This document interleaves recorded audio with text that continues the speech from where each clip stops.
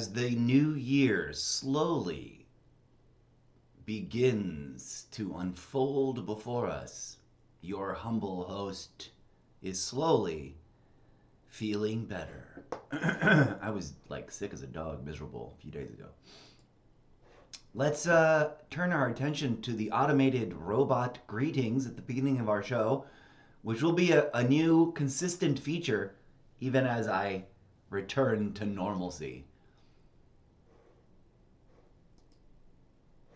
New show, new year, new era, new robot voice speech text, script version 4.182. Today is the very first Friday of the very new year.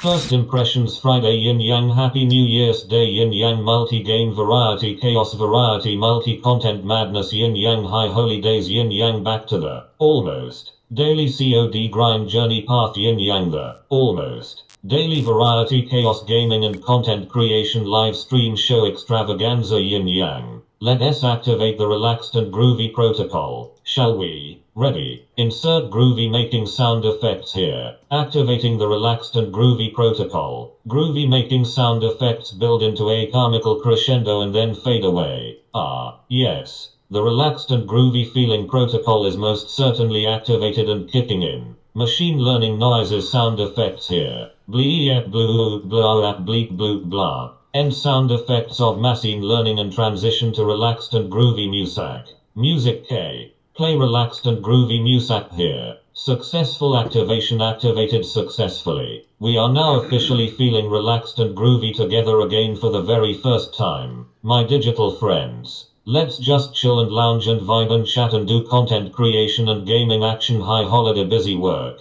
Shall we? Yin Yang welcome to a brand new day of a brand new year Yin Yang the almost daily Wattpad writing special segment show rebooted Yin Yang character screenshot photo shoot saga continues in background Yin Yang maybe even some art making action. Or maybe some random gaming action Yin Yang the almost daily gaming and content creation live stream show extravaganza Yin Yang. Welcome back. Welcome back. Welcome back.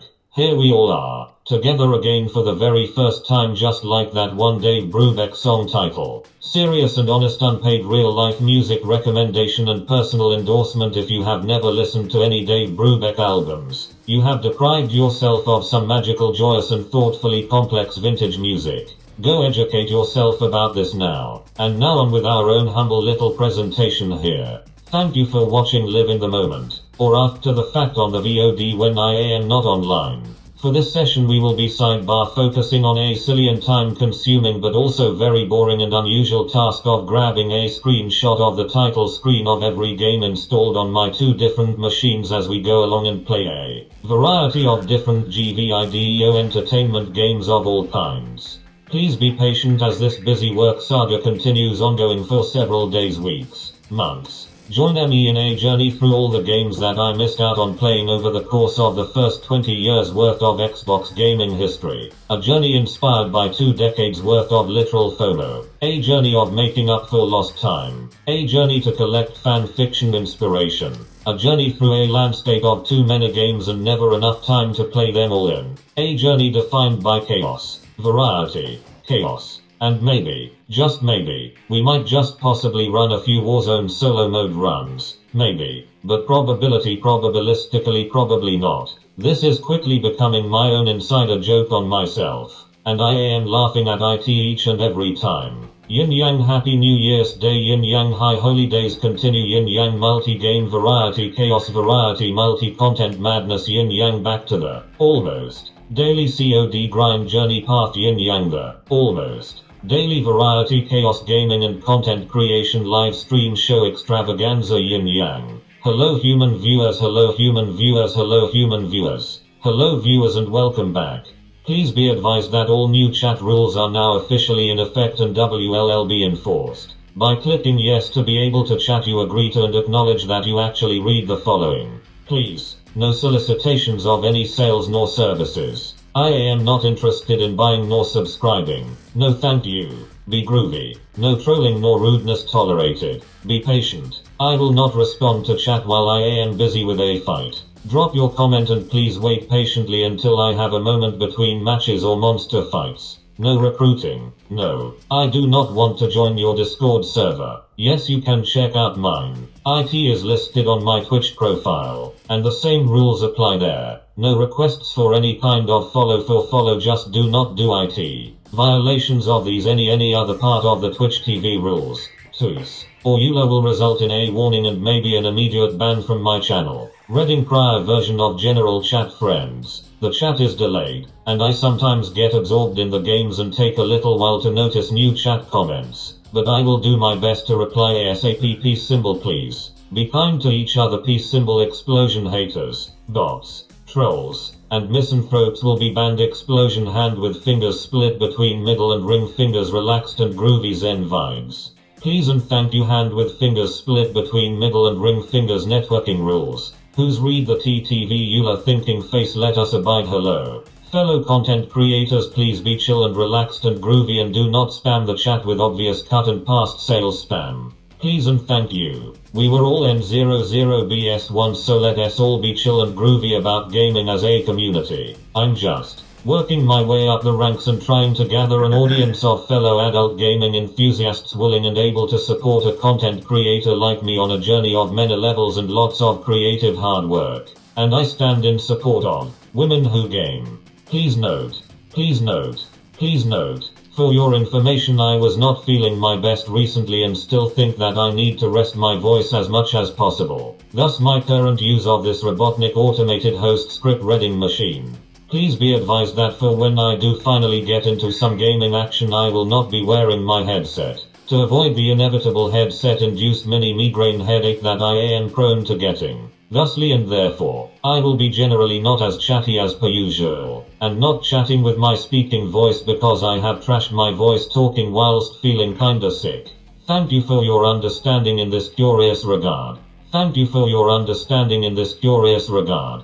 Thank you for your understanding in this curious regard. Warning disclaimer: I am gaming headset free for now, so all my gaming sound is going big on my awesome pair of insert product name here speaker system, which honestly just sounds amazing. I think I perform slightly better. I get fewer headaches this way also. Until I get chat activity I would need to reply to. I unmute my main microphone to avoid a game sounds echo tunnel sounds distortion effect by accident. Sometimes, I am going maybe totally fail at succeeding at that. Shameless self-promotional moment: I humbly invite you to visit my TikTok profile page and check out the hand-selected curated collection on the reblog tab. Insert the corresponding circle of arrows circle emoji that coordinates with the icon on the corresponding tab on my TikTok profile here. https://www.tiktok.com/@TheIncorrigibleMarzeppo. Welcome to an extra special Happy High Holidays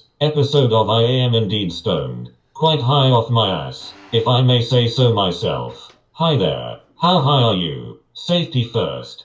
Please educate yourself about your own locality's rules, regulations, and corresponding regulatory frameworks. Yin Yang Happy Holiday Season. Yin Yang, the almost daily variety chaos live stream and content creation show Extravaganza. Happy high holidays to you, dear humans. Happy high holidays to you, dear humans. Happy high holidays to you, dear humans. HOHOHO, HOHOHO, and to all a good night, good afternoon, good evening, good morning, and good night to you. Welcome to the almost daily variety gaming live stream show. Bleed purple, bleed purple, bleed purple, bleed purple, bleed purple, bleed purple, bleed purple. And now, dear audience, without further distractions or demonstrations, let us get to the very heart of the matter. What are we going to try and do today? The same thing we do every day. Dear audience, try to entertain ourselves and each other and build an audience for my absurdly rough and tumble project of many projects.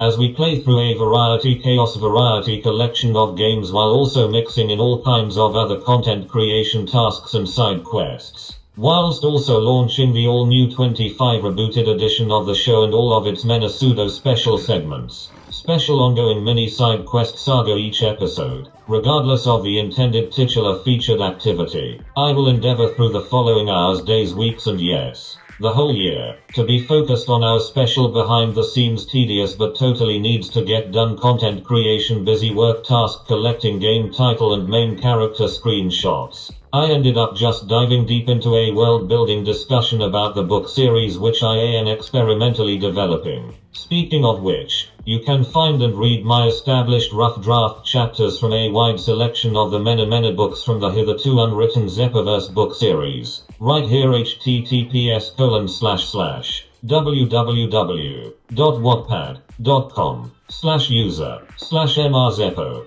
Please feel free to visit, read, comment, and critique. Just be advised that this experimental book series content is still in the early stages of development and meant for mature audiences. You have been duly warned and advised. Thank you for being here.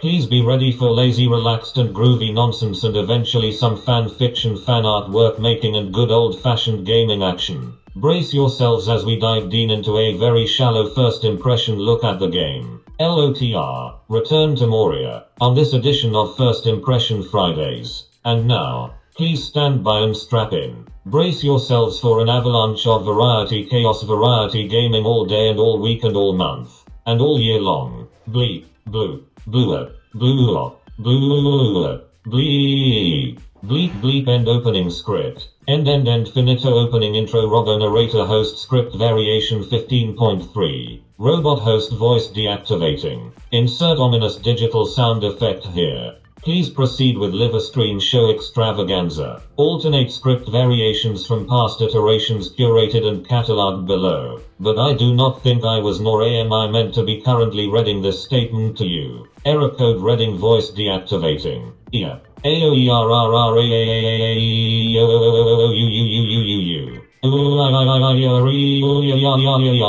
Off.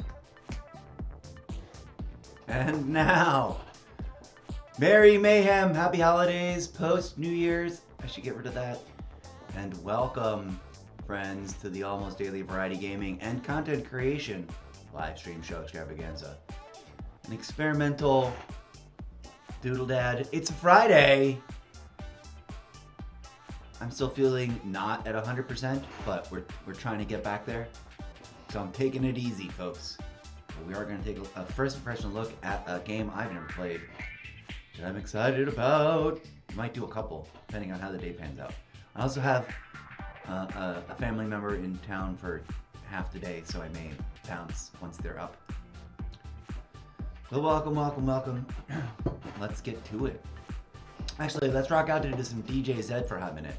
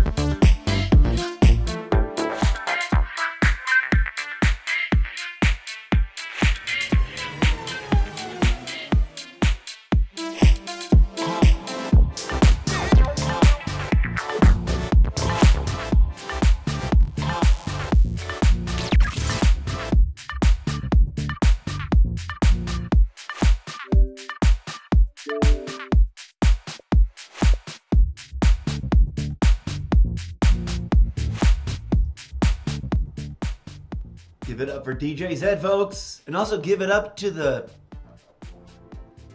whoever wrote this tagline right here. The description is usually sometimes overfull with too much stuff and too many weird, nonsensical sentences of wild and sometimes unwarranted praise and or unmakeable promises. But this one is just like, we have you. Precious. In one little tiny sentence. the only survival crafting video game set in the fourth age of Middle Earth. I was intrigued when I first read that, not knowing anything else, had not heard of it. So I went to the store and found out I thought it was single player. I presumed that it was a single player game. Here's a big, long, hefty one. Lord of the Rings: Return to Moria follows the dwarves as they embark on a new adventure.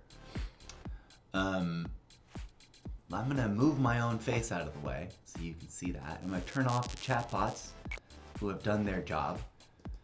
Those are there to have been like, for the record, these thoughts and disclaimered notions of disclaimering have indeed been part of the show in a semi-consistent fashion. I don't run the chatbots every time I stream, but I do run them like heavy at least once a day out of all the different times that I stream during the course of any given day. And there's a reason for it. Just like there is indeed very much a reason why I wrote what I wrote on my About tab and why I put the rules in chat the way I put them, especially recently. I just updated them. So please be advised. Okay, welcome to the show, folks. No one's watching live at the moment, according to Streamlabs desktop version 1.17.2, but that may be incorrect. So if there is a little lurker out there that just slid in and hasn't registered on the little widget yet, hello and welcome to the weirdness. And if you're someone who likes to swing by and watch after the fact, in between or when I'm asleep, because we're on the wrong opposite sides of the planet to each other, thank you so much for swinging through.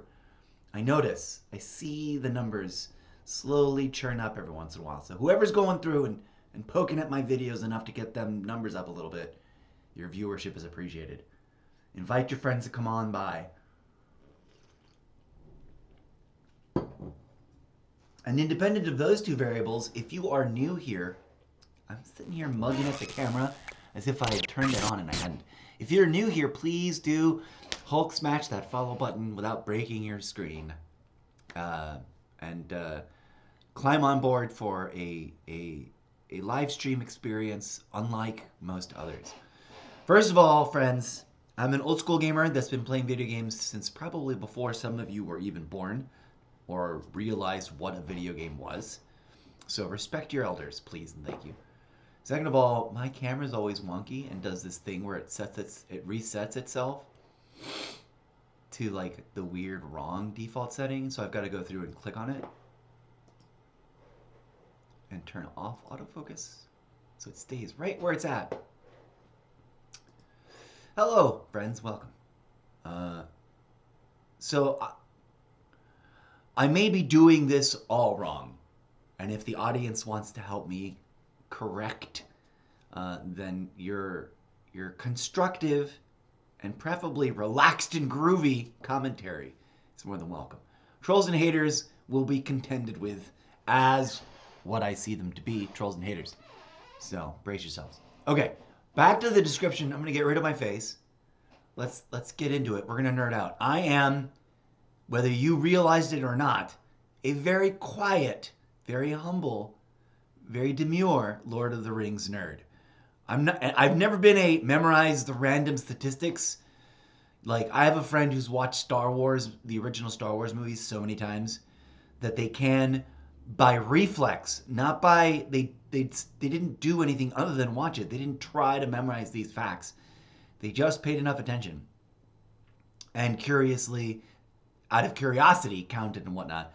They can tell you like how many laser blasts are fired in each shot, each action sequence of the first 3 Star Wars movies, etc. Right? We've all had friends like that. I had a friend who essentially, compared to someone like me, who could only ever really pull out like 2 quotes and they're mangled and they're bad from Shakespeare's body of work. I've known a person who effectively, whether intentionally or sort of by sheer passion, has photographically memorized pretty much anything you want out of Shakespeare. If you name a play, they'll pull for you a selection of scenes and recite them. Sight unseen. Just, if you drop the M play, which you're not allowed to say, I'm not technically in a theater building, but this is my performance space. Or any of the. I'm not actually that. What's the word? I'm not that superstitious. But the Scottish play or whatever, I just like that one because it's dynamic and polarizing. But boom, just like a scene or three. And I was like, do you have the whole play memorized? And they'd be really honest. They're like, no, not really. But people will drop passages, and I sometimes have it. And it's like, it was a passive photographic memory. The guy had occasion to read all of the work of Shakespeare and happened to also have the capacity that basically with one serious, thorough reading, it was all captured in a visual archive format that they could like pull it up and reread it. And I performed as an actor and have been forced to memorize lines in order to be able to dynamically enact the emotionality of the given moment. And I couldn't recite for you anything from any of the Shakespeare plays, and I've been in several. Enough that I don't think I even know from memory all of the ones I've been in. So that's hilarious to me. Anyways, friends, what was I doing? Oh yeah, we're getting rid of my face. But I am, so I'm not that kind of nerd, is my point. I'm not going to be able to give you unscripted fun facts from the Tolkien universe, but I follow a couple channels on the TikTok that do, etc.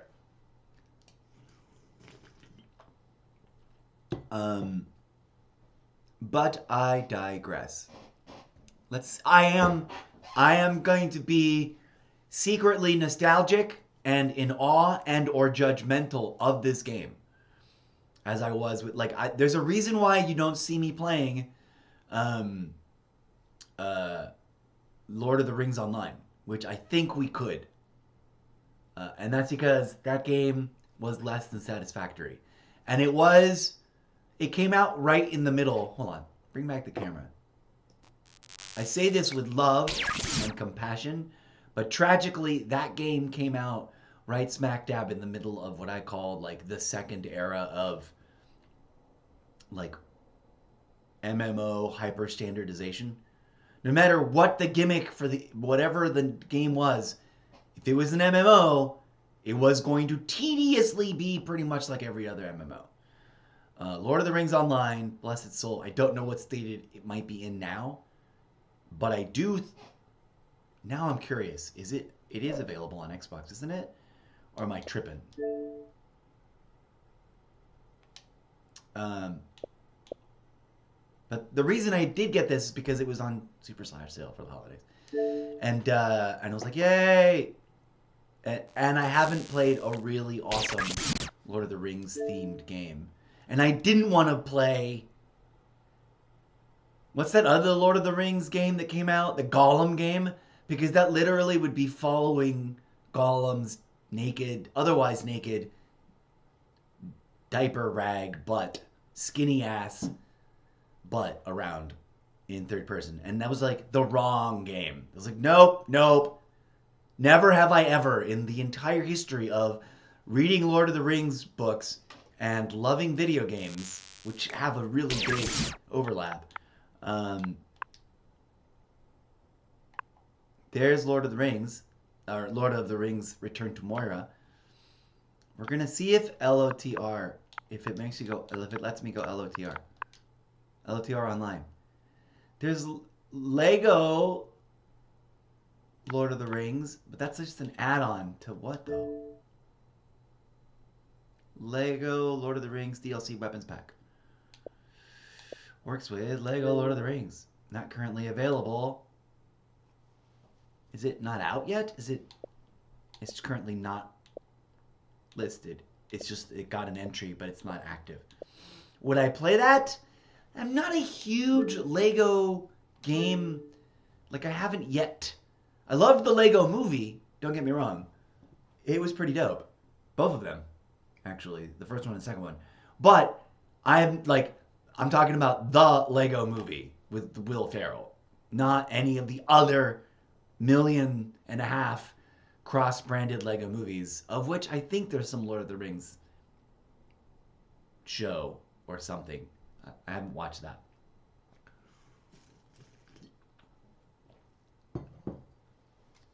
How interesting. That's the movie.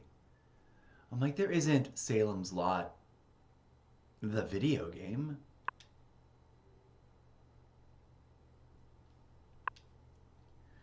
We'll go old-fashioned. We'll go full title, Lord of the Rings.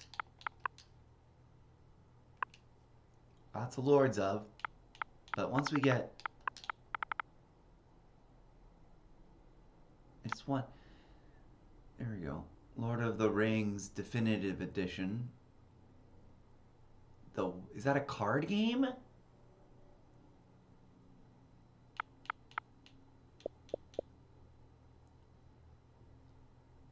Oh my god, that's on sale too right now? I didn't even look that up. Gollum is on sale. What is this? It's a 6 gig card game. Oh. Single player, online multiplayer, online co-op. Oh, I'm tempted. This game should be inside of another Lord of the Rings game, but also available individual. Great solo deck construction.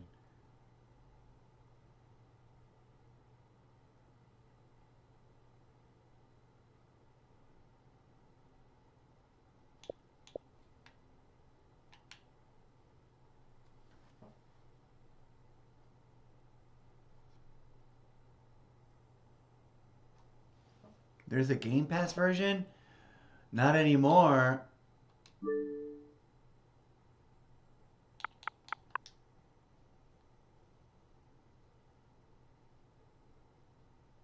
Let's just search Lord of. That's easy. We've done it. Lords of the Fallen. We've got that. Lord of the Rings over here. Lord of Exile. Another Lords of the Fallen? Is this an expansion pack? No. Is this a different game? This is from 2014. Lords of the Fallen. I don't even know what that game is. But it's on sale for $3. What? It's only 5 gigs. It's a single player.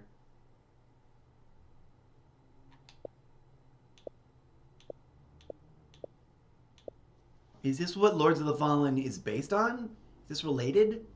Or is this completely unrelated?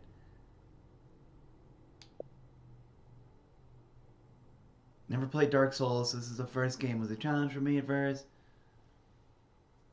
Oh, this is one of those Lost Souls styled. It is. It might very well be Lords of the Fallen, the first version. Rogue Lords, Rune Lord, Lords of the Ring Gollum.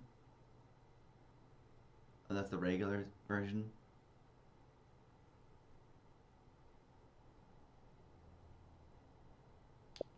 I heard a lot of hype for this Wolfson Lords of Mayhem and then disappeared. The Precious Edition is on sale for $10. I find that hard to believe. And it's a different sale. It isn't the Christmas sale. This sale is on sale for 10 days. You can think about it.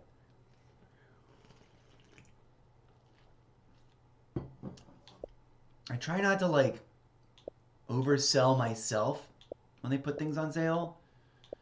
But $10 for a game that I wished was slightly different. Like I wish this was not Gollum, but rather the original Hobbit, like the guy from the first book. I forget his name. Questions. 3 ways to silence them. This might actually... Fear. Knife. Very effective. Answer. Which one do you think we should apply?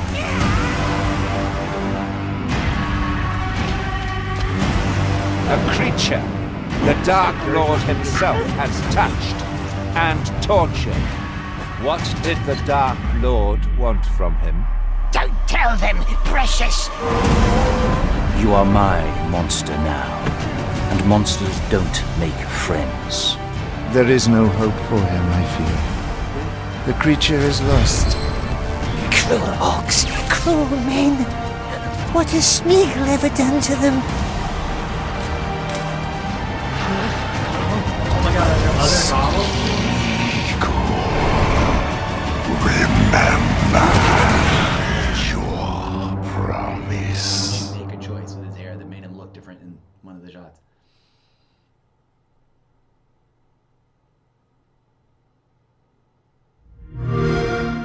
Elvish voice acting. Are there like lines of dialogue in actual Elvish?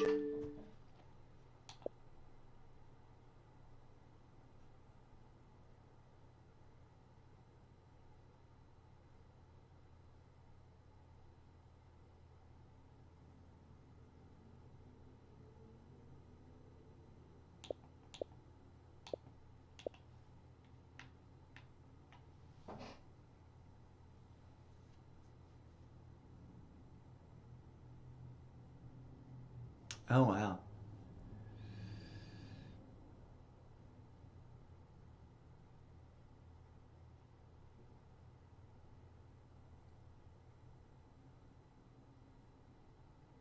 Go out to eat instead. That's a brutal review. Oh, wow.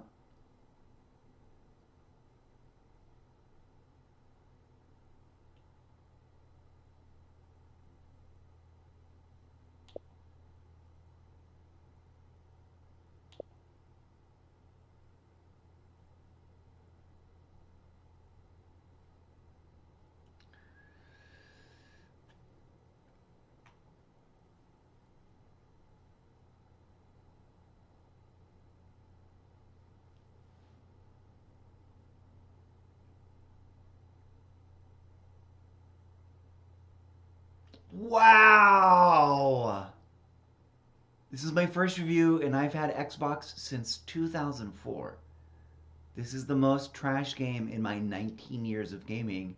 0 for fun, 0 on controls, 0 on the story, 0 on the crappy Gollum voice acting. That is brutal. Well, that definitely spares me from maybe talking myself into spending $10. No wonder it's on the steepest of discounts. What is this King's Bounty?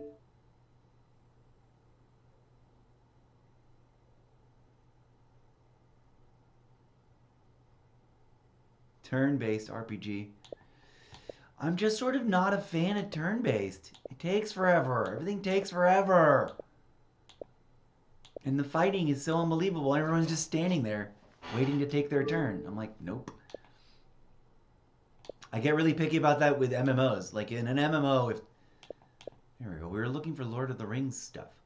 Oh, I forgot. We've got Middle-earth Shadow War. Duh. I am going to bookmark this, though, because... Although it would be like they should have put this inside of a game. Like we should be able to play this inside of every Lord of the Rings game. They should have licensed it out and it'd just be like a mod inside the game. You just go to a table somewhere and you're like sit down and then it fires up this game inside of whatever the game is. That's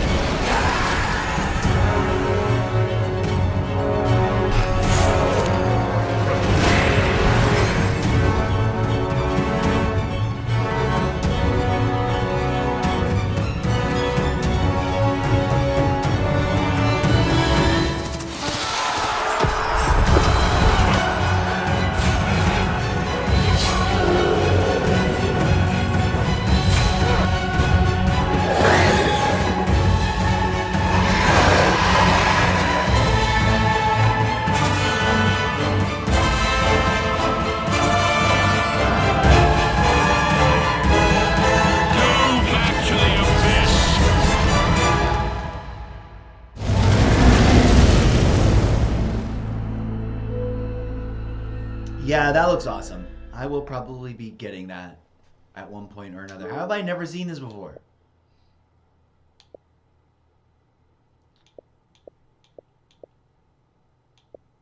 Anyways, I was just curious to see what other Hellpoint demo. What is this?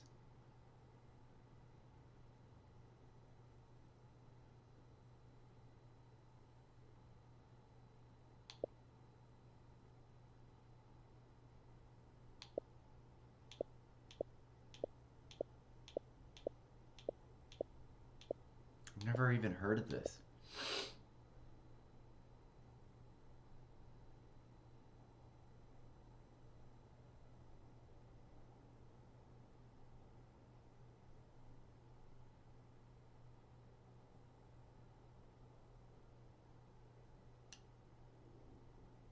Okay, mixed vibes, and it's a style of game that I'm not into. There's Lego the Hobbit. We've got Shadow of War, though, and the other one, too. We've got both of these. We've already gotten them. I don't like it when it tries to sell you a game you already own. I'm like, no, we already own it. Take all the advertisements out of there. Or upgrade me for free on whatever the upgrade is. If you've got a better... No, I thought there'd be more Lord of the Rings games. Tiny Tina's Wonderland. That's a game I need to reinstall. Because I just uninstalled it to make room for stuff, and then I just never brought it back. Okay, we have a free Yuletide pack over here, though.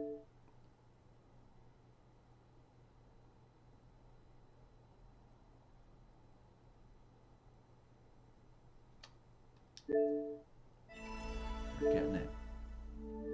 Are there other ones? Let's go to the... Have we looked at the... We have not watched the trailer for this game yet. Oh, this other one is $5. And these are... That's all the add-ons. Rohirrim. It's just totally cosmetic gear pack.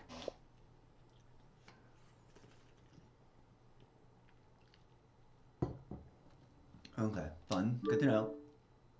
Let's watch the video. Oh, is there no video? How is there no video, you guys? I guess not. So this is an underground survival crafting co-opable, but essentially single player game. And later today we'll be looking at, or not, maybe later tonight, at Aeternum, because I indulged.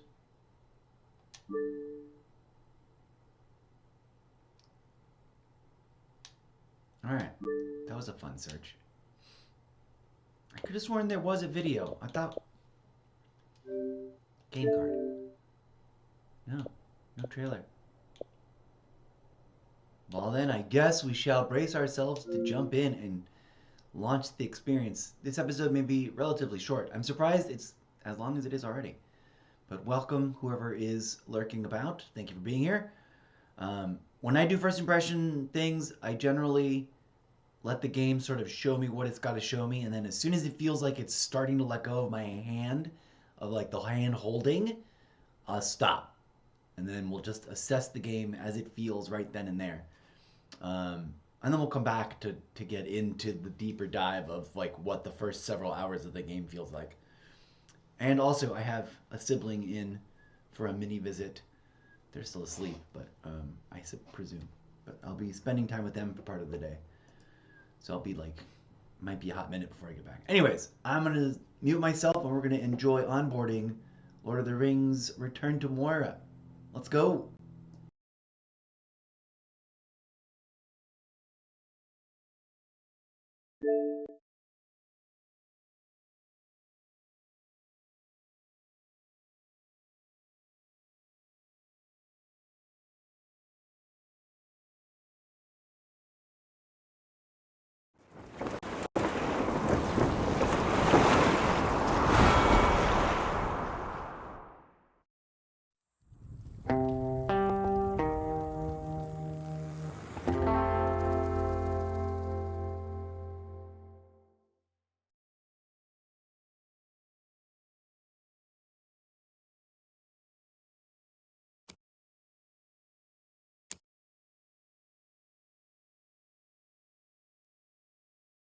Our story is more than what hobbits and elves know.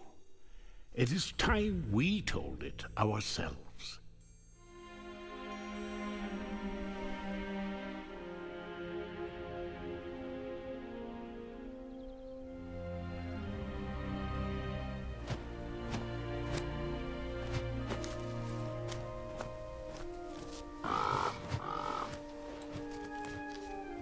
With hammer and axe, we cleanse the world from the shadow of the ring and its master.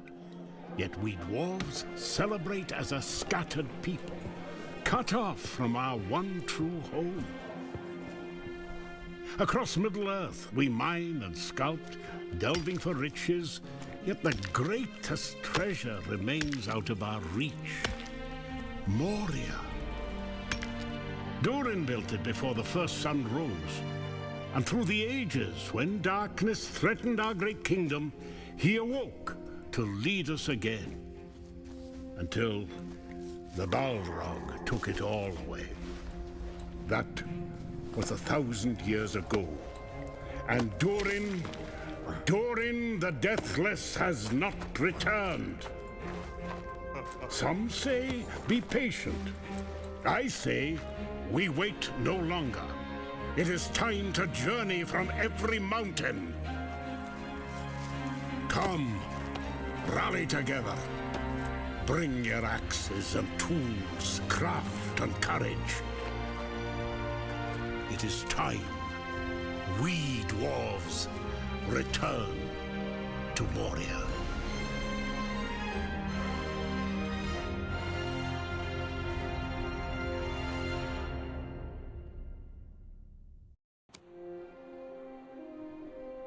That's adorable! And that's actually what's his name from the movies and Indiana Jones fame.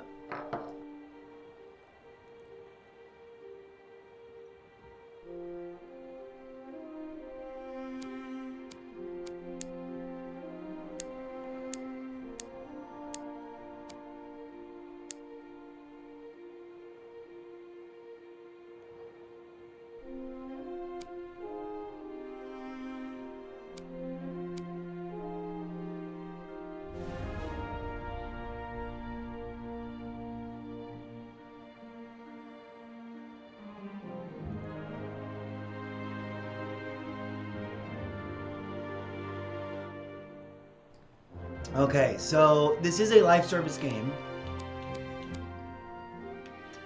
The Winter update is here.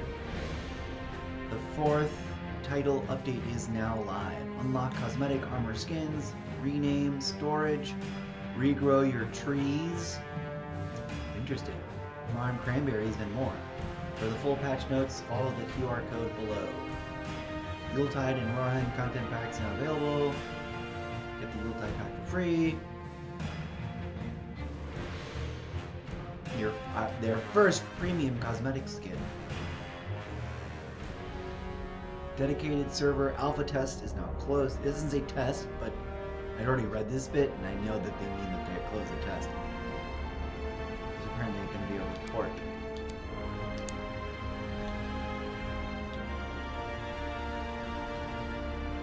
Helmet, armor, gauntlets, boots, spear recipe, shield recipe.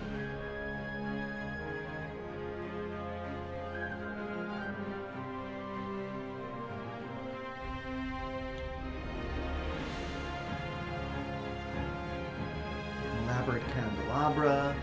These are the things we actually got with this free Yuletide. A drink, some sort of meal, a dessert,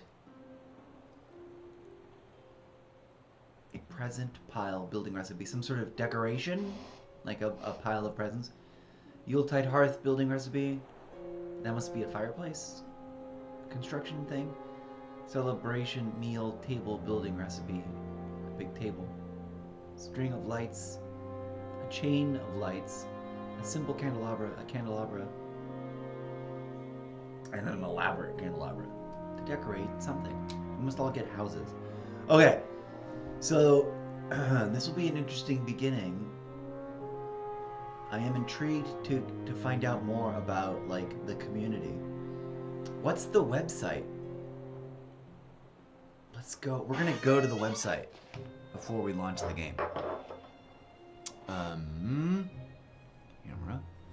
We're gonna click on the doodle pad.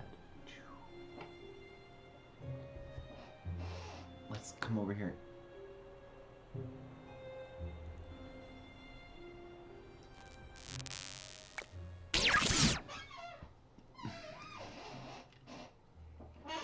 Sure, we'll accept cookies.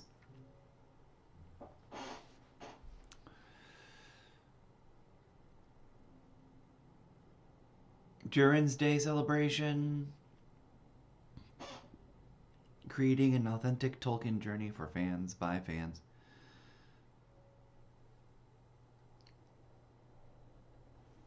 So there's a fun, you know, it's a page of stuff. Crossplay and Xbox coming this fall.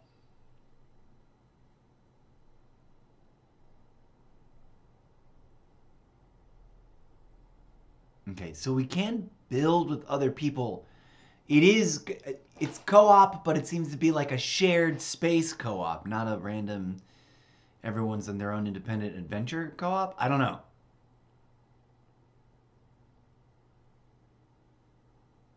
Forge side talk.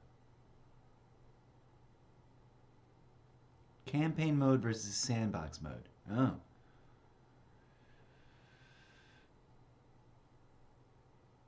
Let's read that. Survival games generally lean towards sandbox and non-linear gameplay, where players have the freedom to explore and create their own stories. However, the world of Lord of the Rings thrives on epic journeys and well-defined narratives. In creating the Lord of the Rings Return to Moria, we face the challenge of merging these two contrasting approaches. Our solution, offering two distinct world types, campaign and sandbox. Okay. Campaign mode and epic journey. For fans of The Lord of the Rings, the campaign mode delivers a rich, story-driven experience. This mode is designed to be linear, providing a structured journey with clear beginning, middle, and end. It is crafted to give players traditional adventure that aligns with the grand narratives found in Tolkien's works. Now, the question is, in my mind, as we read this, is quite simply that they figure out a way to make the two interconnected. Like, did they figure out a way to I'm at the computer, I think. I have too many iPad raw feeds.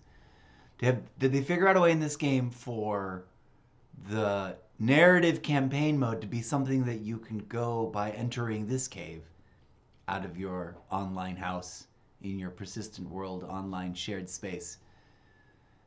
So you can do both? I don't know. Let's read further and see what happens here. In campaign mode, the dynamics cater to those who prioritize story over survival mechanics. Here you'll find a finely tuned balance where the narrative takes precedence, allowing you to fully immerse yourself in the lore and the culture of the dwarves. This mode is perfect for players who want to absorb each game mechanic and atmosphere deeply before progressing, ultimately ending their journey with a profound appreciation for the dwarf race and their rich history. Sandbox mode, embrace the unknown. On the other hand, sandbox mode draws inspiration from traditional sandbox survival games, offering a stark contrast to the linearity of the campaign. This mode is inherently non-linear, providing minimal story guidance and leaving the player to forge their own path. In sandbox mode, the game world is generated with a wide variety of random seeds, meaning each playthrough can vary significantly in layout difficulty.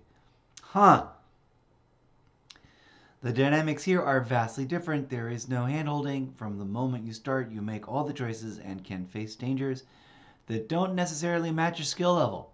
This mode doesn't push you forward. It lets you move at your own pace, encouraging exploration, and experimentation. Choosing between campaign and sandbox mode. Fine-tuning. Both modes are a range of difficulty settings, offer a range of difficulty settings, allowing players to tailor their experience, and the diverse difficulty options extend beyond combat, allowing control over various aspects of gameplay to ensure that everyone, from solo players to those seeking hardcore challenge, can find the right balance for their adventure.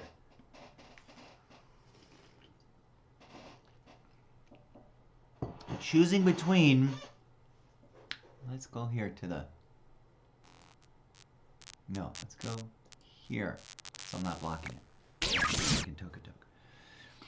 Deciding between campaign and sandbox mode ultimately comes down to what kind of experience you're looking for. If you're a fan of Lord of the Rings and have created a structured, story-rich journey, the campaign mode is your best bet. It offers traditional adventure that pays homage to the epic tales of Middle-earth. To learn more, please check out our preview video we've made when Sandbox Alpha released earlier this year.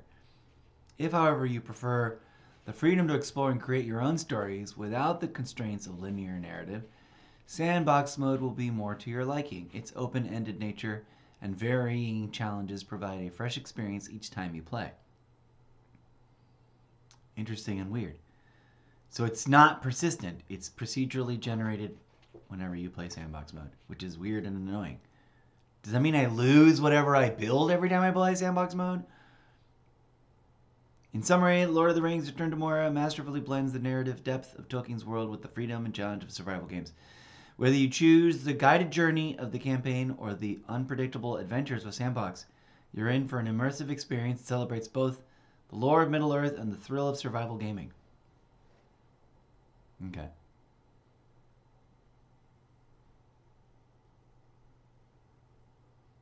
The third title update and Sandbox for all platforms. Presumably, we have Sandbox for all platforms already. Fall 2024. I thought maybe we'd be late to this game. I think we're still really relatively early on in terms of development. Here's the plan for our first, since it's got such a weirdly interesting like choose your two different types of gameplay. We're gonna launch Sandbox mode to see what the onboarding is, but we're gonna bounce out of it as soon as it makes sense to. Not any sooner. As soon as it's like, and have fun. And then we'll be like, okay, now we'll play the campaign mode for a minute to see how different it is. And we'll just kind of go back and forth. And we'll see what we see. Because who knows? That was really interesting. I'm glad. I'm actually really, really weirdly glad. Because I didn't know, I wouldn't have otherwise known what to pick. And I may have just picked campaign mode. Not really thinking about it. But because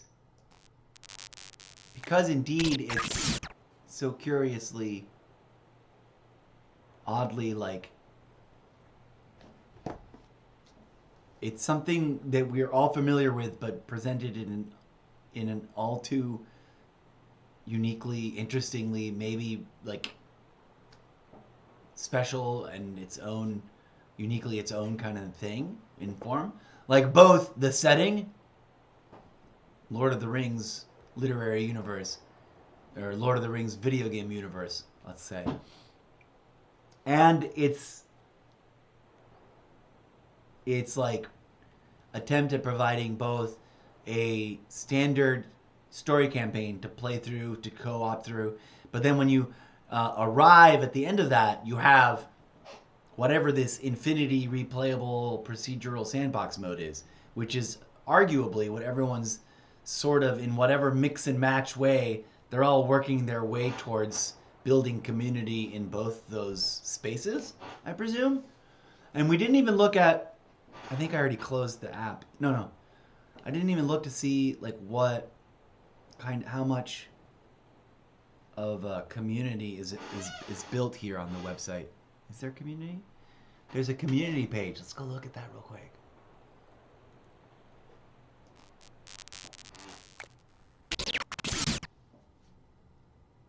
There's a Discord. I'm not a huge fan of joining Discords. Concept art. Yay, concept art. There's social media accounts and platforms. I guess I'll be joining up on some of those.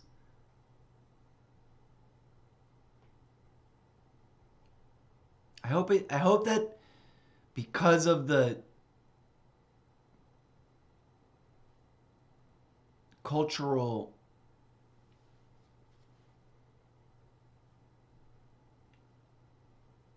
I hope that the graphics aren't too clunky and like geometric because it's cool and they're dwarves and it's runes, but then that makes it look like it's 1989 all over again and it's just like sad geometric weird.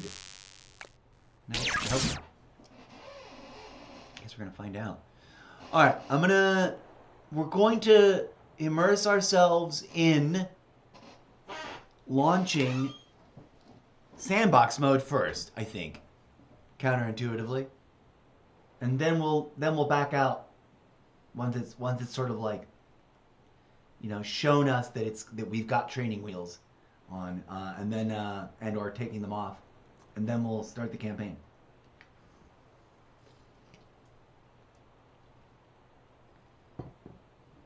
In we go.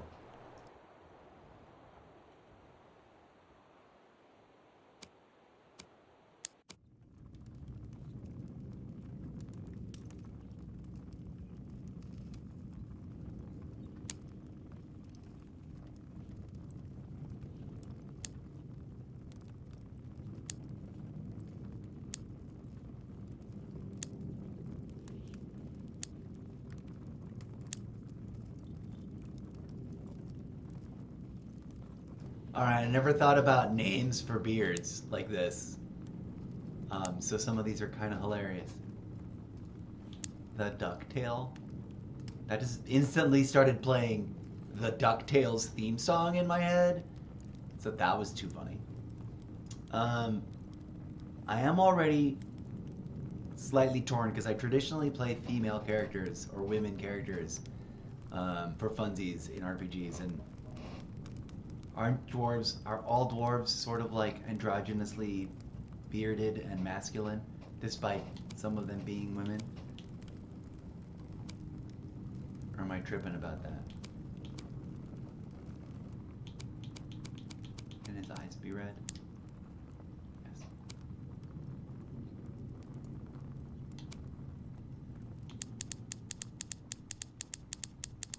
I think they're gonna... There we go. Did we just make him a girl? Apparently we just made him a girl. I don't know how much I want to play with that. It was always like interestingly...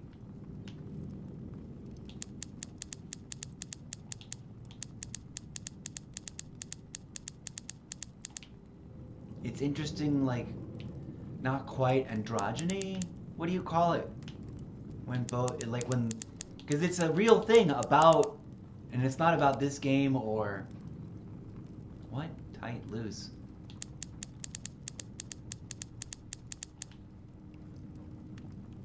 Oh, like loose in the caboose? Look at that.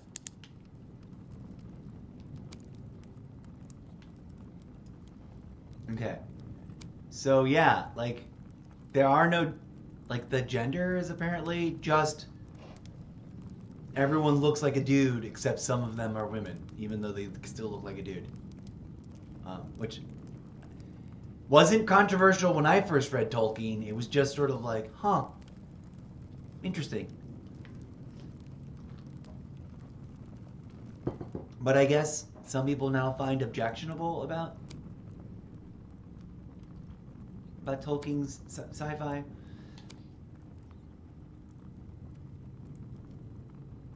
Okay, so I kind of want it to be this red thing.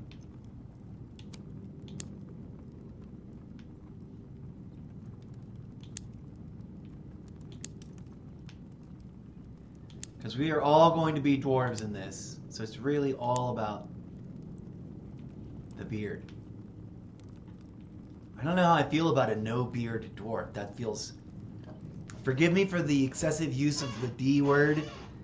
I don't know if that is or is not acceptable when it comes to, in real life, individuals of specific size, of, height.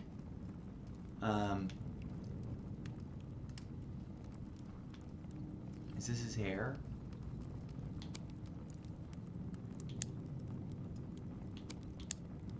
Whoa. What's their face? So there's the boy girl part. Like, some of them are clearly feminized faces and some of them are clearly masculinized faces. I'm actually surprised I haven't heard more of a anti-woke outrage response to this curious regard. But it's literally, like, it predates all of the, conservative weirdness. The postmodern conservative, like, how brown can you make them? Yeah, very brown, very ashy. And that's straight.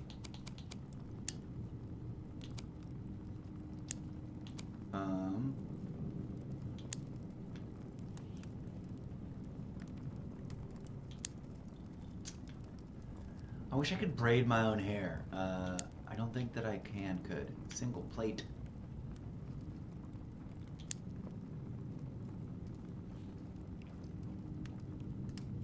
Bangs. Where else? There's another place where it's like a prominent thing.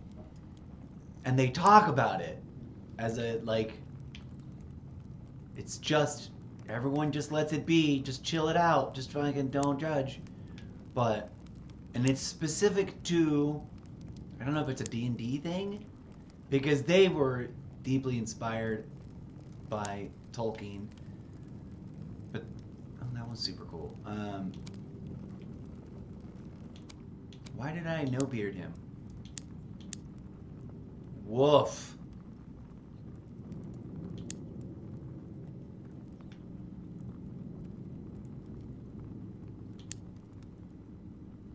All beards are gonna like melt into their face though. Oh, I did that. I made his chest bigger, didn't I?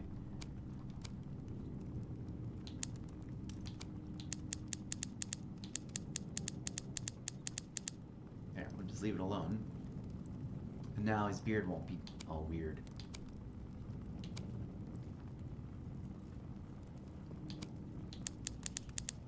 We'll make him all fit looking too. He'll be a fit.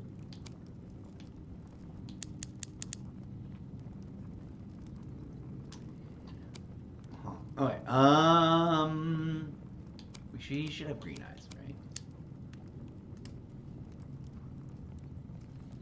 That's kind of an interesting beard. There's tattoos. Woof. Oh, and it's in freaking their language. Who knows what those things mean? I've always never cared, but for some people that's really like unnerving. They don't know what they're saying, and so they could be saying anything.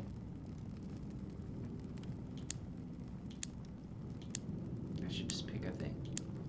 I'm usually all about interesting face tattoos. Oh wait, what color? Blue? Purple? Purple.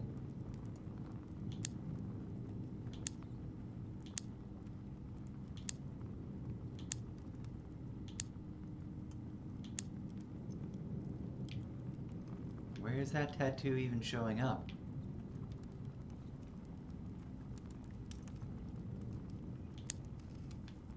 Who knows? That was like a back of the head tattoo or something.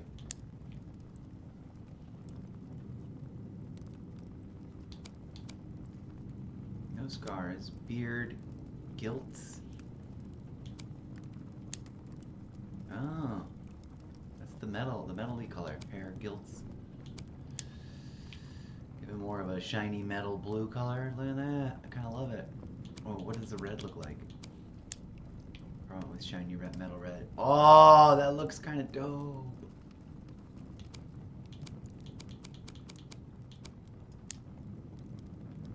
Red on red.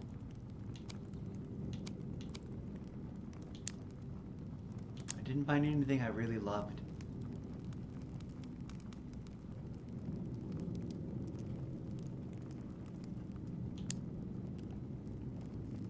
Ugid Iraz.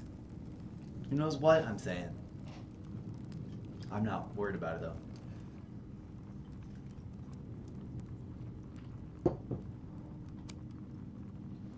Is this the beard? Bearded chops?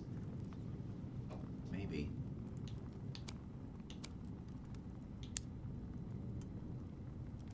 The ducktail. Yoo-hoo! That song just starts playing in my head.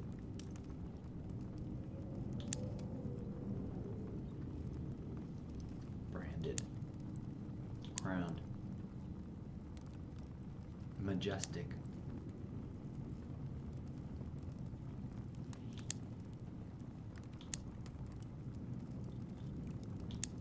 I wonder if you can like change your beard up.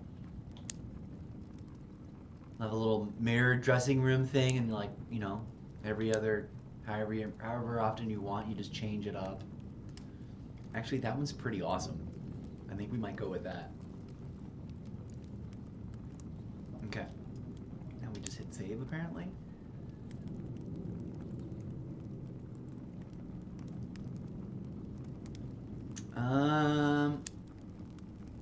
I wanted his name to start with a Z. Should we go boring like Zorin? I was thinking like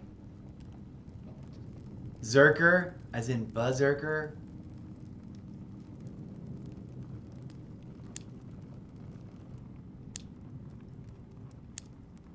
Zyver.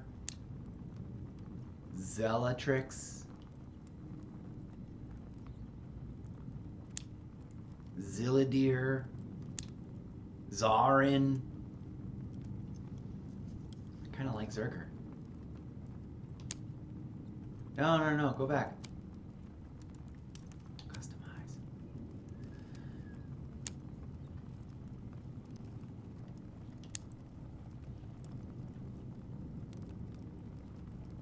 Can I not? There it is.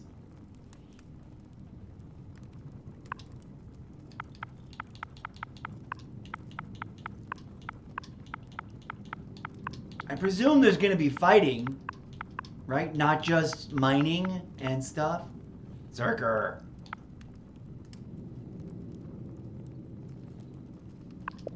Deep down, one of the weird nerdy things about this game that like, when I first heard of it, drew my attention. I was like, I had to pin that on a list of like the moment I ever see it on sale with a really good discount, I want to get it. Is that I love mining. It's irrational. I don't know why, but like, from Eve, the giant epic space sim, to any game that has ever featured mining, I've nerded out on the mining part. Okay, save. Zerker.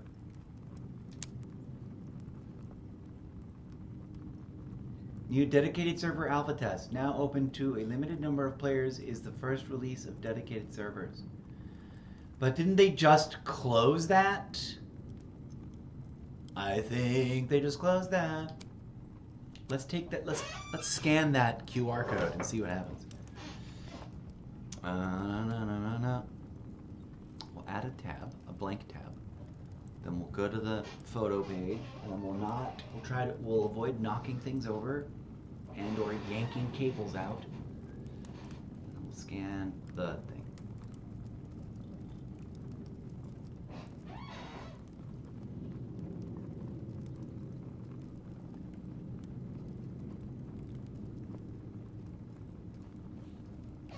What? Did we go? Are we going?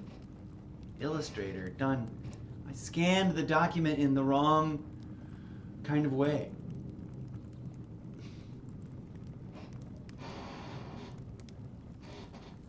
No, I don't want to scan document. I want to open QR code. There we go. I accidentally scanned it like a photo scan. Dedicated servers alpha.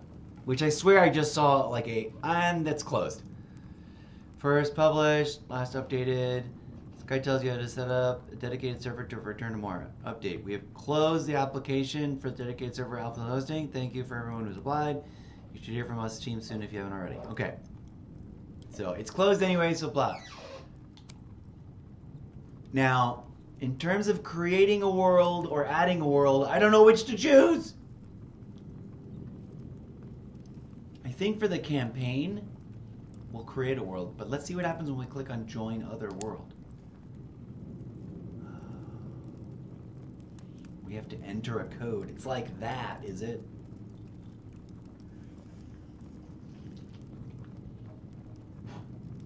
Okay. So I would have to have already know a friend that started a server. Oh, but there's a search. No, that's the search for the server. Let's do a random search for a random guess of a number, just to see if there's any servers being hosted with the magic number. Game or server not found. Okay, nope.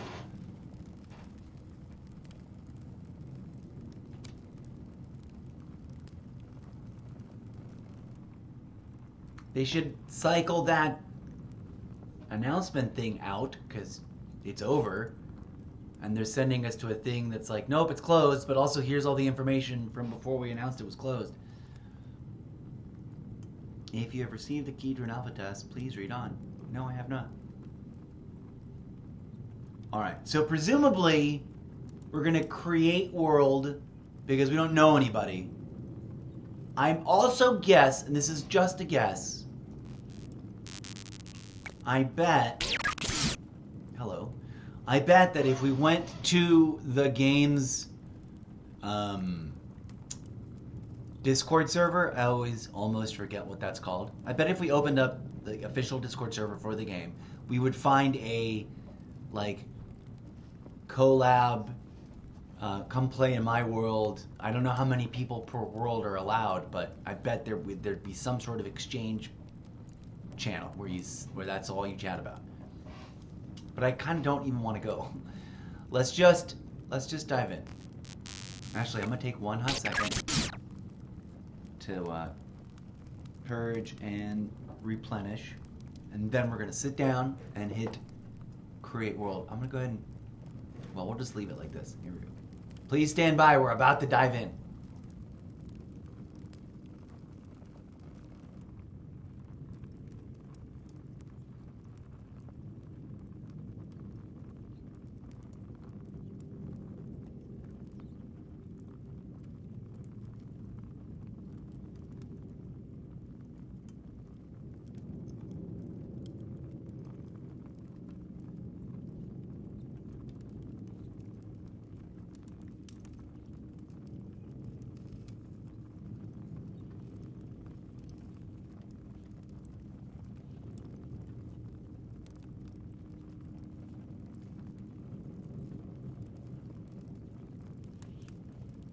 All right, sorry. I had to get up and do that.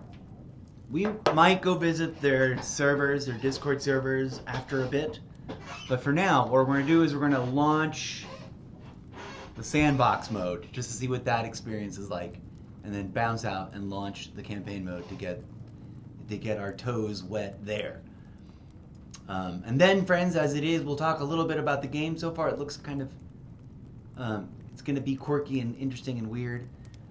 Knock on wood, hopefully I don't completely despise it.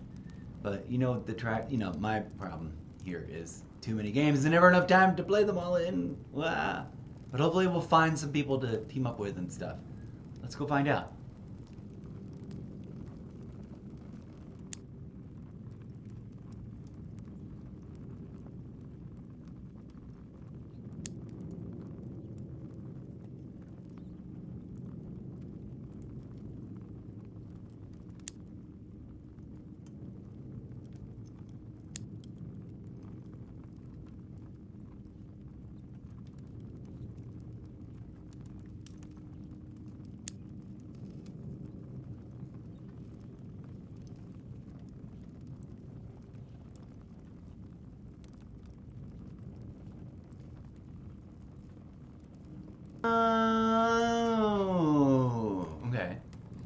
So other players can join if I host online.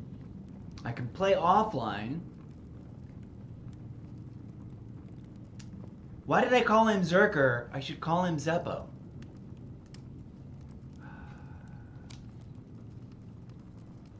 Load world, create world, join other world. There's no world with the name 420 in it. Okay, fine.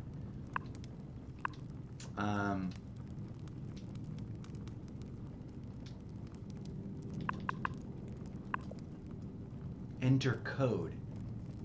Oh. Oh, it generates an invite code. Never mind.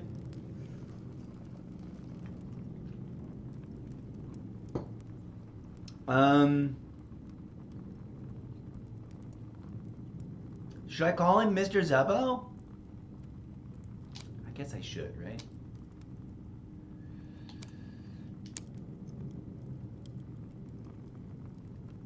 Can I not? There we go. Instead of Zerker, it really just should be Mr. Zeppo. Duh. Will it let me make a space? Sometimes it doesn't like you to do that. It's like, no space in your name. You cannot have complicated name like that. Okay.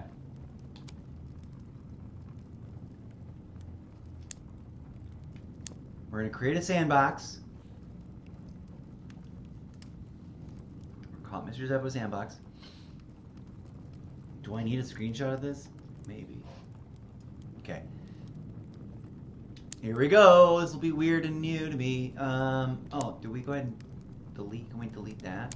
Yes. Did we do it wrong? There. Play offline, host online, difficulty normal. Difficulty.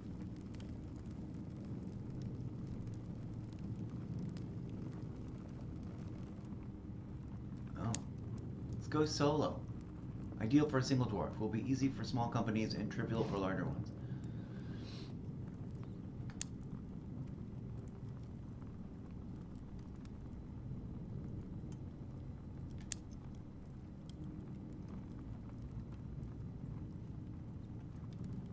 Yeah, we're gonna do one run to get familiar with it in solo mode, I think.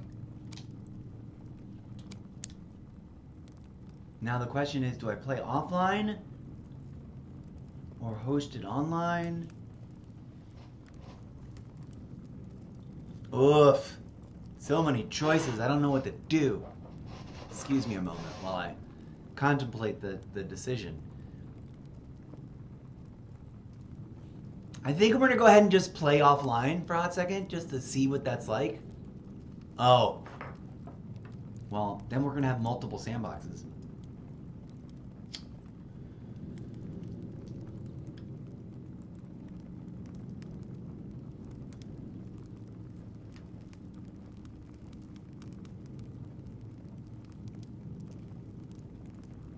Xbox's profile communication to multiplayer settings. Oh.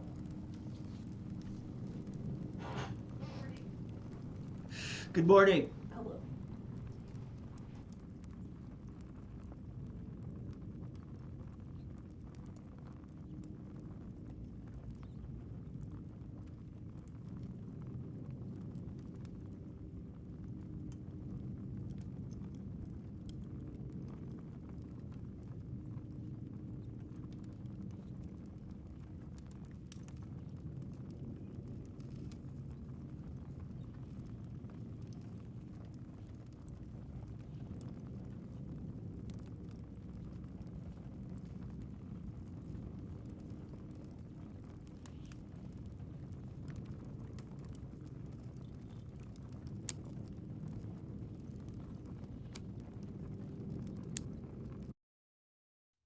Yes, dwarves from every clan have answered your call, despite the King Under the Mountain's objection. Lord Gimli, Erebor will not support entering the Black Pit. If the king wants to stop us, he can come himself. Every attempt you've made has failed. This is a sign. No signs or kings are going to stop us. This is the time to reclaim Khazad-dûm. Today, we get into that mountain. Any luck? Nah, won't budge. Did you try speaking friend? Now, why didn't I think of that before? You did your best. On to plan B. Ah, finally. Plan B? Is that blasting fire? I'd stand back if I were you. This is madness. Gimli, you can't. We have to wait for Durin. Durin's not here. We have to do this ourselves. Maybe this will wake him up. Limin Barak. Limin Tagaz. Khazad Dashtin. Oh, no! Lord Gimli, this is another sign! Oh, hammer tongues. It's the fourth age. Nothing is going to stop us. You heard Lord Gimli. Let's go. Pack it in. Yes, nice and tight.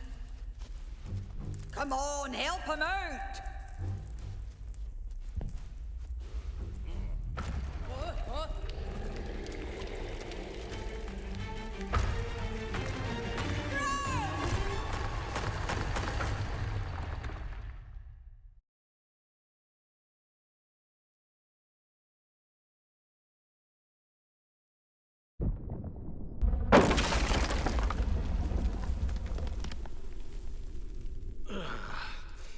That was no normal dwarf blast.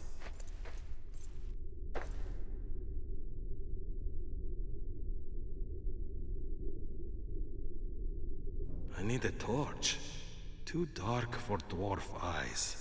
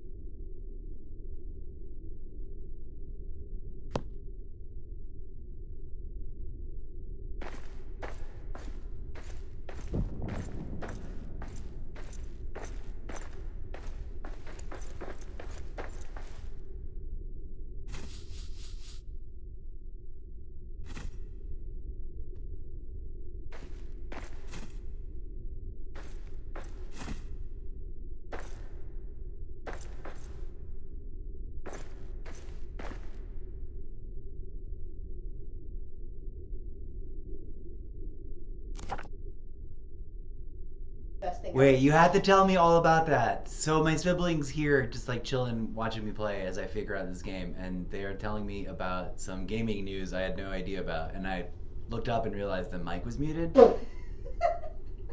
So please say all that again. Okay, so my friend came to visit me, and he showed me the game Astrobot, which not only beat Nintendo for Family Game of the Year, but won Game of the Year this year. Oh, wow. Okay. That makes me want to go look it up, but I'm distracted by, like, what the fuck is this interface? Like, what? I don't think you can play it, though, because it's a PS... I'm pretty sure it's a PS5 exclusive. Oh. Yeah, like, the whole thing... Never mind. Aside from being an excellent game, is also, in a cheesy way, kind of a giant just PS5 commercial. Because, your character Astrobot and his little family of bots are traveling in a spaceship that looks exactly like a PS5. Get out. Yeah. Get out. No, and then they get attacked by a mean green alien who like rips their ship apart, and then they crash land on like some deserted planet somewhere, or the ship crash lands. That all of Astrobot's friends are scattered across, you know, multiple galaxies. No, sorry, multiple constellations within a galaxy. Okay.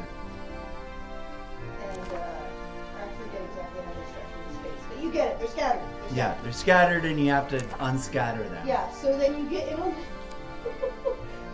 Well, you wake up next to your ship, and you dig some of your, you help some of your friends start putting things back together, and then you travel in this little tiny ship that's shaped like a controller. It's shaped exactly like the controller, and if you wobble the sticks, the sticks wobble in the animation. The whole thing is delightful. Everything from the screen selects to the resting animations to the little ways they reward you for exploring are absolutely delightful. It's just an absolute joy. And in every single level, there's a moment where there's just stuff scattered on the floor and you can kick it around. And every single little tiny object has its own physics. Ooh.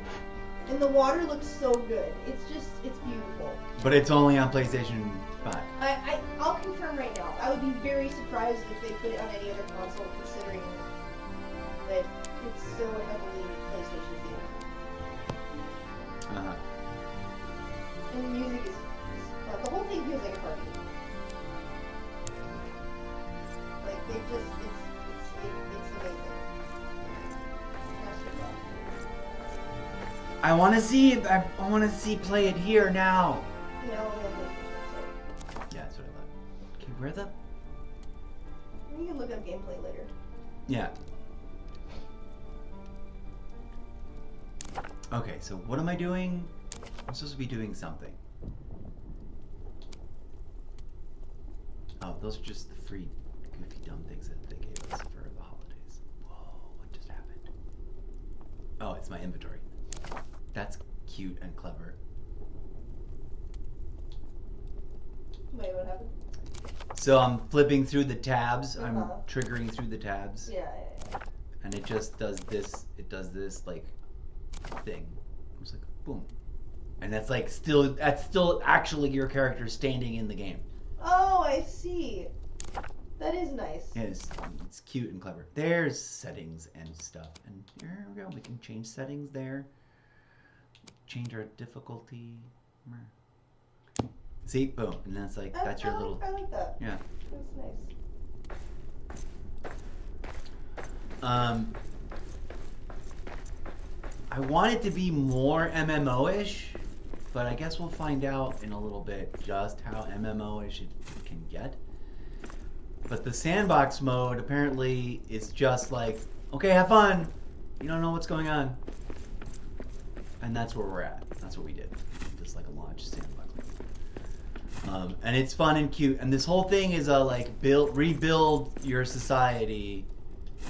You can solo it. You can solo it online. You can play it with other people. Joining is one of those you gotta have a code first. There must be a way back to camp. Could try the doors of Dorian from the inside. Best get going. I guess I'm supposed to open the doors for the rest of my clan. Just tunnel a way out. I know, which is weird. So I don't think the doors are gonna work. No, I've gotta go and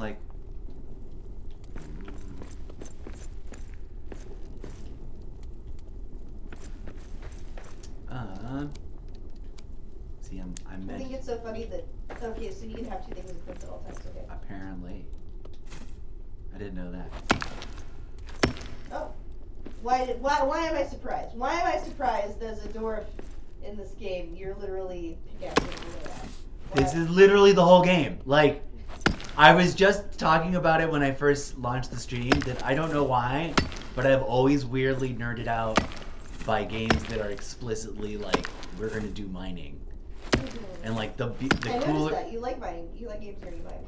I like games, and in almost all MMOs, it is now sort of a default that there's some kind of crafting, therefore there's some form of mining. Yeah, because you need to collect the materials. Yeah, And like the most boring kind is the here's a lumpy thing that you neither hit really or collect really, but it represents mining.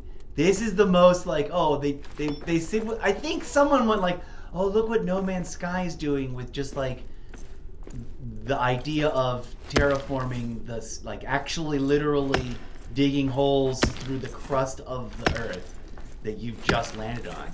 And someone said, we need to do that with dwarves, bro. And like Lord of the Rings. Oh.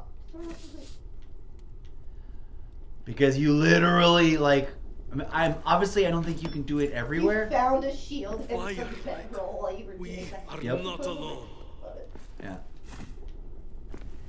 So this is sort of like No Man's Sky / Ark Survival, except it's in Lord of the Rings, but it's just James Rhys-Davies as Gimli, leading your people back to Moria, the first like tunnel thing that they where Gandalf says, "You shall not pass." That's where I'm not gonna lie, when you said Moria, I just thought of Schitt's Creek. I've never seen it. It's funny. I feel terrible for having never watched it. I mean, there's too much media. You can't watch everything. I know. It's literally too much. I like how like rough and not finished I left it, but also. Yeah. But also you made a door. Yeah. What's fun about that show is at first you're like, I ruined it. I opened it too much, but go on. What's fun about the show is at first you're like, I'm sorry, you're gonna make me watch a show about these like fucking unrelatable rich people. Like, how is this gonna work? How is this gonna like how am I gonna not give a piss shit me about off? them? But Yeah. then they learn and they grow. Right. And they're like, oh, I care about them now. Thank you. Yeah. They become better versions of themselves, which gives me hope. I can become. It's on my list of things that like one of these days I need to make the effort to just like binge that shit. It's not very long. Oh, okay. Yeah, it's only like maybe. Oh, a fallen dwarf! No, you just Stop talking. Oh, I loved it. Instead of loot, it's honor. Yeah. But also his body disappeared. Like I buried him or something. Oh, okay. Like I magically released his dwarfen soul. I gave him a quick hand job. Jesus. I'm sorry. I don't know why I went there. That was terrible. Not something you typically go for. No, I don't usually go for weird innuendo like that. Either generally or like when you and I are just being weird as siblings. Yeah, for the record. For the record. Not my usual default comedy. But you know what? The thing is, like, because it used to be, and then it was no longer funny, and I was like, oh, I better cut that shit out. And so I stopped. But there's still some bizarrely latent, like, junior high level, like, like, you know, fart and dick jokes, and like, the human body. Every now and then it just kind of... It comes out. Yeah.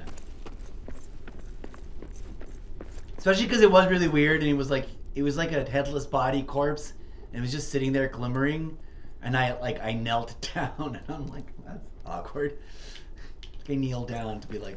Because kneeling is a sign of respect. Yes, it is.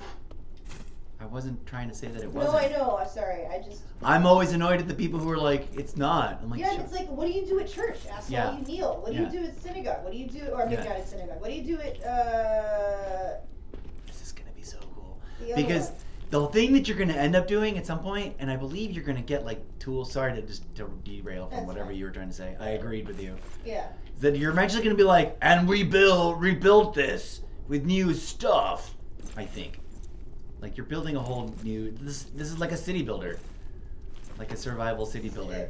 Yeah. But it's underground in a thing. So like, I'm assuming you start crafting, you're gonna get access to like parts that you can craft. Yeah. And then. And other widgets. I think. There may always be, I don't know if there's always going to be like, this wall is unmineable. Oh no, oh shit, look at that. There's some crackage, and I got stone out of it. It goes away though. I think I probably just need like the right tool, you know what I'm saying? Like I can't do it yet.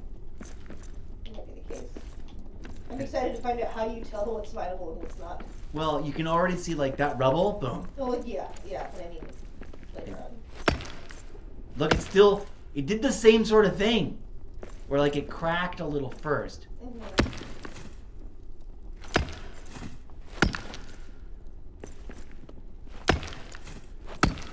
I'm such a nerd. Like, I have to fight my own nerdy mining impulses to not get some kinds of games out there because they look so, like, they're about mining, but they also look terrible. Like, there's a whole genre of phone game that's like, you're like pseudo mining, except you're not really going anywhere. You get to build something. Quick build a platform. I love that that's just an option in a game about yours. Quick build! Hi-ho! Yes! Okay, now what? That's not... You're gonna build like a staircase or some shit. I have to eat mushrooms next. Oh, to satisfy your hunger. I guess, apparently. Well, I love that. I fucking love that. This is a literal survival-y one where it's like, I am gonna have to just, like, build and not die. Like, that's the whole point. There will be, like, annoying thirst, probably. I love how you only need one wood scrap to do that whole platform. Apparently, yeah. But it's because it's a bundle of wood scrap. Oh, it isn't one piece of wood scrap. Touché. See, they got you. They got you there. I got me. Apparently I'm building like a staircase level thing. Oh my god, It's a goblin. I hear a goblin! It's battle music. You better stop building and turn around. Oh shit. Oh, maybe it's above. It's above us. It's above us. Yeah, I gotta get up. Wow, it actually built it against the wall like that. I wasn't expecting that. See, and I believe I've got to build like, I've got to build one up there. Yeah. Look, it auto-placed it sort of inside the wall.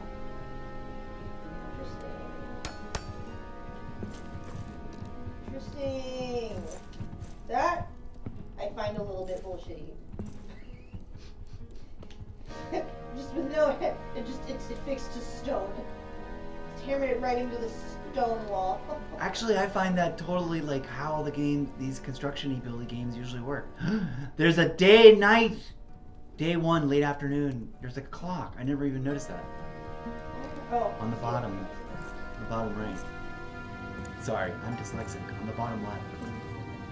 I think I'm supposed to build more on my way down, so I don't die.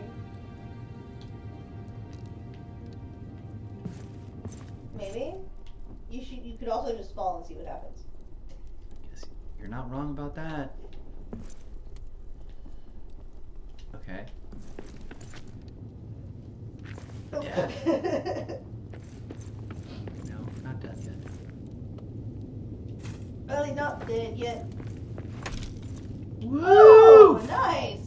That's another thing that I obsess about in video games. Like, do not put a box there. I can't break it. I can't effing break it. Oh my god!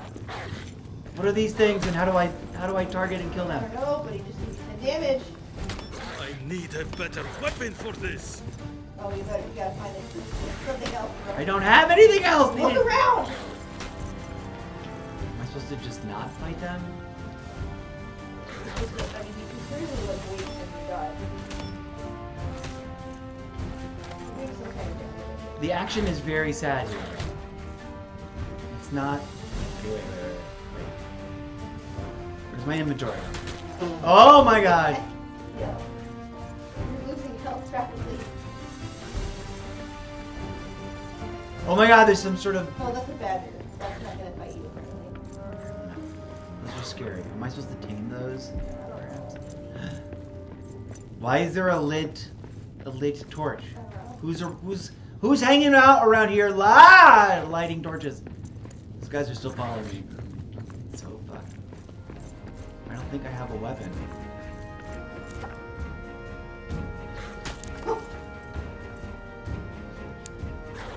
Oh, you can craft a shield and god. Go, go, go, go. Oh, I'm dead. Oh no. Just hold on, Wolves. Let me craft this shield really quick. Let me just build a thing to fight you. I wasn't ready. When I heard the whatever the weird noises. You're like, oh, I'm dead. Yeah, I should have. I was like, no, I should have built something then, instead of.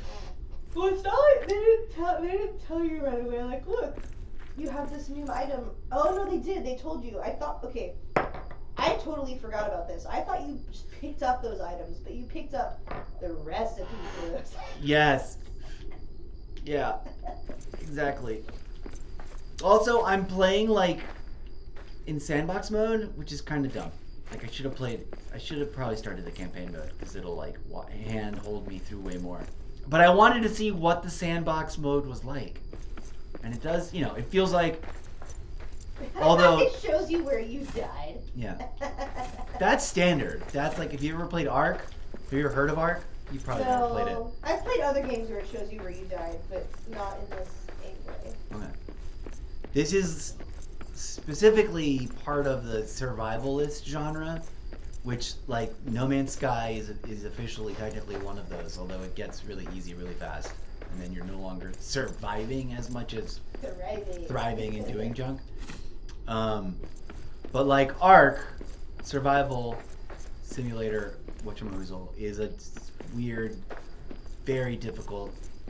Even on easy, it's like, oh, you just die a lot. I wonder if you'd like Subnautica.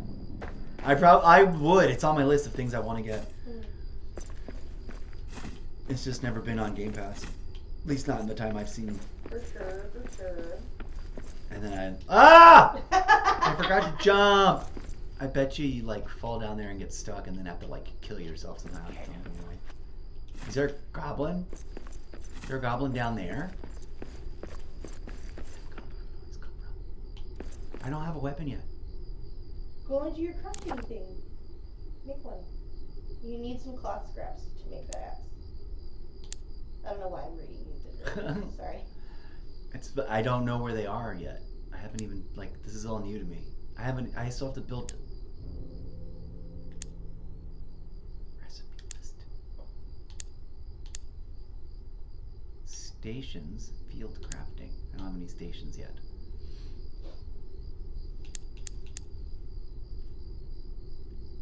I gotta go, Gotta collect some more scraps. Yeah.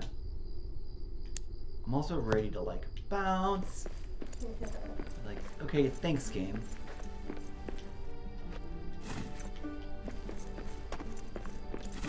I'm probably gonna, like, OCD obsess over this game.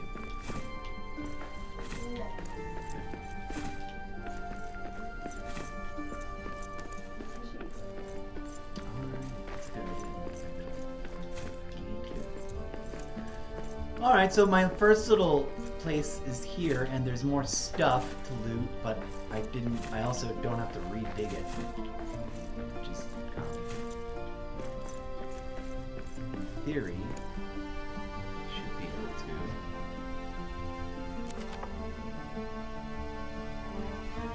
Keep hitting the one set of buttons. Yay. And a torch.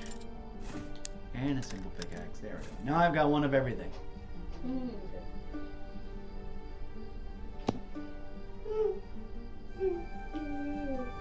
This is going to be awesome, especially once we get building. But of course, it'll also make me want to play No Man's Sky again. It's basically the same idea, but in space instead of in the Middle Earth cavey dungeon. You know what this also reminds me of, which is a game that I absolutely loved, and I think there's an Xbox version around that works. That is like current and active and being updated. Dungeon Lord or whatever that's called. Where you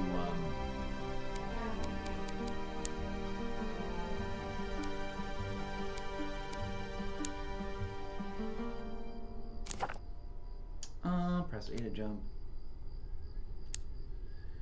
Oh, Sleeping.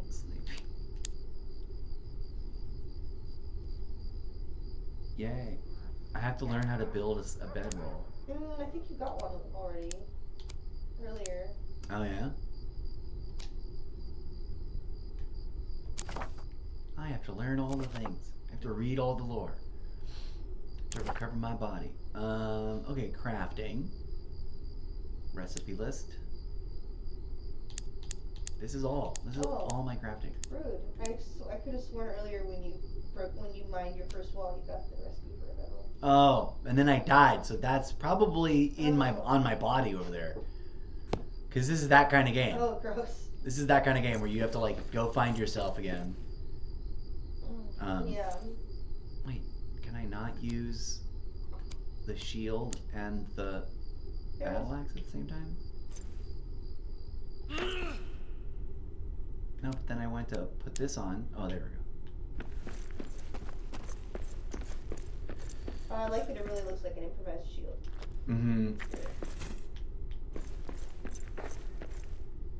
So this is gonna always use up fuel. Like you don't just magically light the thing. You have to supply fuel. And like that'll be a whole industry. Like it'll get to a place where like I'm gonna have to have dwarves like digging for wood all the time, so we can burn candelabras up in there. Thankfully, it just magically appears. Oh, there's a burden, and you can be burdened in this game. Yes. There's a weight limit. Ooh. Yep, it's like that. Okay. No. Give me my soft city game Palia where there is no such thing as being encumbered. And there's no enemies. There's no enemies. It's just running around and crafting and cooking and fishing and making friends with the villagers. Oh, maybe I can make. Oh wait! Look at this. People. I can make a bedroll. You were right. And I have the stuff. It was just in a different tab. A different set of recipes. I didn't realize. Whoa. That was like an earthquakey. Freaky noise. So, yeah, this is totally like an explore... Oh, that's what that was. Delve into the mountain. The whole world is this. I don't think we ever step outside of the cave. Oh my god. In this game. You're just stuck in the fucking mountain. Right. Everyone else is trying to get inside and you're like, I'm here, bitches. Yeah. Woohoo. And I think Come save me, no? I think you have to like...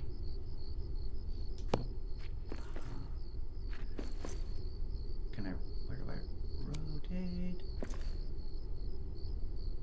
Put it right in the notch where it clearly belongs. Press B to select building plan. No. Build. I am near a hearth. Does that count? Maybe that doesn't count. Oh, this thing isn't a hearth? I get what you're saying. It has to be a proper fireplace. Ah, sucks to be you.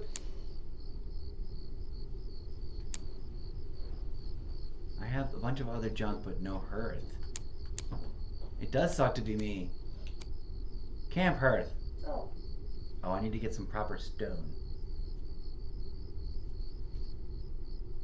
It's really funny if you built it right next to that bonfire. That's exactly where I would fucking put it.